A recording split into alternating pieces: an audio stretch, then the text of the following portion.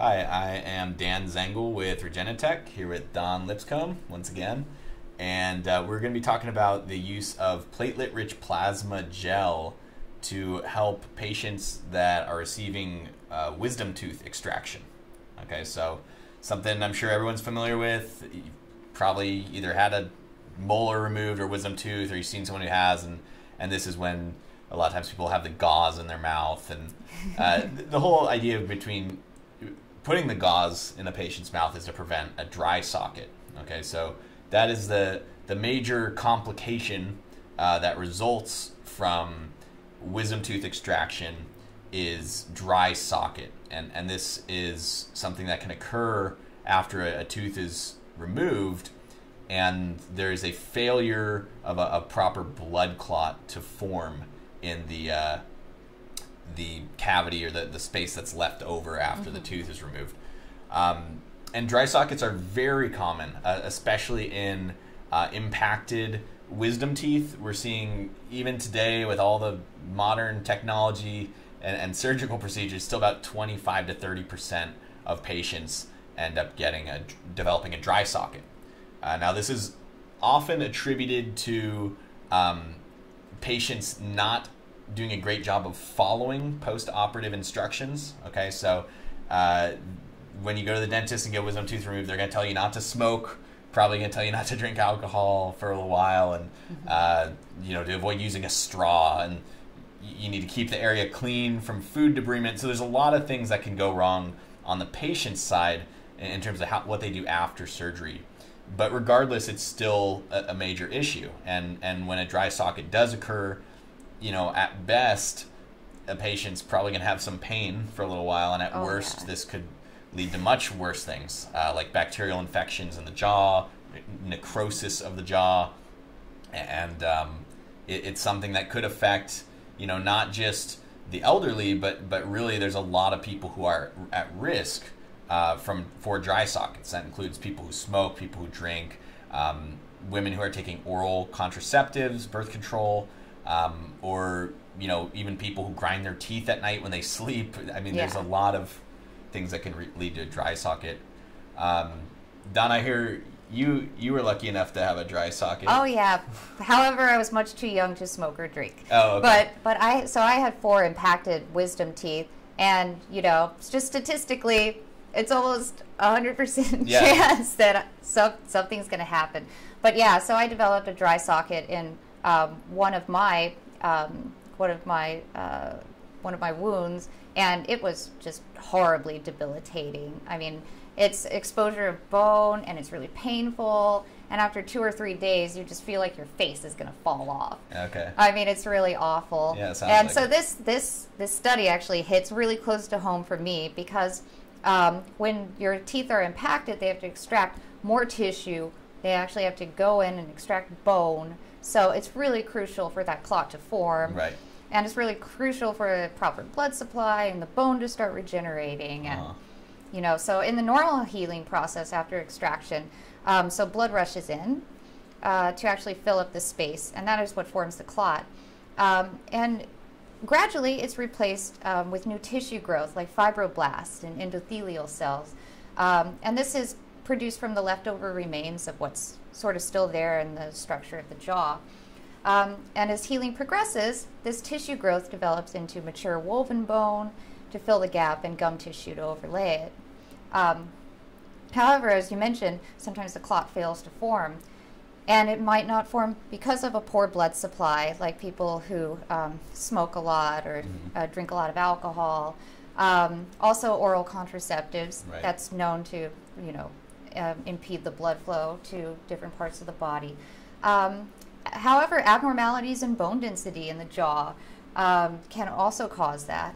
And the clot can also just disintegrate on its own. Even if everything seems to be going Even well. if everything is fine. Yeah. So this occurs by a breakdown of fibrin, actually, in the clot, produced by a liver enzyme called plasmin. And so this plasmin is actually, really critical in keeping your arteries clear of clots. So it's actually important. However, in this case, it's not necessarily doing its job. So essentially your natural anticoagulant, your natural thing that's keeping your arteries healthy and not clotted, can also prevent proper blood clots when you get tooth extraction. Exactly. And without the protection and healing properties of the blood clot, bacteria can colonize the wound, infection can occur in the jawbone, which, like I said, is very painful. Right. And hopefully it never gets taken to the level of like jaw necrosis or anything like that, but it definitely should be treated right away. And so this study, they use platelet rich plasma gel to treat patients who have undergone wisdom tooth extraction. Is that right? Yes, exactly. So it was 150 patients, and they chose high risk patients because these are the people that probably won't make a lifestyle choice, or they also have a pre-existing medical condition that just predisposes them to not being able to keep the clot or form the clot in the first place.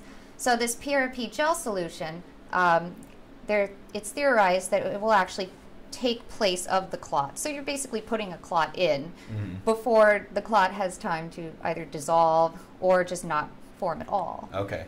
So the PRP gel is almost like a clot that's like produced in the surgery room, or exactly. So the patients in this study, they were divided into two groups. They received either a gel solution of PRP into the socket just right after extraction of the tooth, or no solution at all, and healing was allowed to take its natural course. So for the PRP prep, so blood was taken from the patient, centrifuged into 3 separate components. You had red blood cells, the buffy coat, and then you had the platelet poor plasma. And the platelet rich plasma is typically going to be right between the buffy coat and the platelet poor plasma. Exactly. So for this study, they actually took the platelet poor plasma and the buffy coat and recentrifuged it, and then removed the supernatant, and then used what was left over, which tends to be PRP, which is the platelets and the growth factors and all the stuff that you really want. And to interject, that is very common with commercial platelet-rich plasma kits. So in this study, they use vacutainers. Okay, they're just using standard test tubes. And there's a lot of studies that have been done using these standard vacutainers to produce PRP. It makes sense when you think about it why they would centrifuge this twice, right? So the first centrifugation, you're left with the red blood cells, buffy coat layer, which is the white blood cells, the leukocytes, mast cells. Then you have the platelet-rich plasma, and then the platelet-poor plasma above that. So you can see how when they do that the first time, what they're going to do is they're going to extract the platelet-poor plasma, the platelet-rich plasma, and the buffy coat layer, and they're going to leave those red blood cells that they've already taken out. Then they're going to take that solution and then stratify it again, so that you can imagine how that's going to further concentrate the platelets. Exactly. I can say the vacutainer tubes have been shown they are not as effective as many of the commercial kits that have been specially designed to produce PRP, but I think in this study they still achieve something like a 4 times platelet concentration over baseline of a normal blood level, and that's still enough in many studies. It's been shown to be effective. Yes, exactly. And so so the authors also added the calcium chloride to the solution to form that sort of gelatinous, sort of very analogous to a blood clot, in order to put it to fill up that space. And so, like you said, there was a 17.64% of the control group actually ended up developing dry sockets, versus just 2.43% of the PRP group. Which, I mean, that's statistically. So it's statistically significant? It's very statistically significant. So normal blood clots, they contain mostly red blood cells, and then it's only 5% platelets. And then less than 1% are actually leukocytes. So like you were mentioning with these different kits, so some of these allow leukocytes to be mixed in with the PRP. And for other treatments, if an area is already very inflamed, you normally don't want to add too many more inflammatory cells into that mix. Absolutely. But however, in this case, it was really useful in order to prevent bacterial infections. That makes a lot of sense. So that's part of why I think they were a little bit less precise with some of their PRP mixtures, and they allowed the leukocytes to go in there too. Right. That makes a lot of sense. Okay, so yeah, we've seen in this study a huge decrease in the amount of patients that developed a dry socket when they received the PRP gel compared to just standard procedures without the PRP gel. And I think it's also worth noting to the people that are performing these surgeries, this is likely something that would be covered by insurance, okay? Because again, this is an example of a PRP application that is done during a surgical procedure. And something that you'll see is, although platelet rich plasma therapy injections are commonly not reimbursed by insurance when they're done as a standalone procedure, they commonly are reimbursed when they're done during surgery. So once again, this is a study that might make a lot of medical providers say, why not?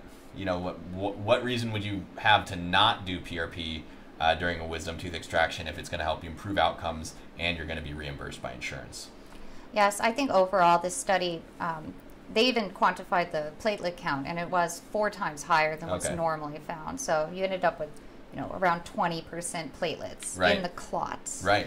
So overall, I think that this is a really great example of PRP use, especially in high-risk patients, which are the ones that are statistically way more likely to develop these dry sockets, which can cause a lot of extra outpatient and inpatient care, be more costly, and be debilitating to the formation of your jawbone, potentially. Yeah, absolutely. So another example how PRP can be keeping us healthier and happier. All right, Dawn, thanks for your time today. Thank you. And we'll probably have at least one more video coming up on PRP, so stay tuned.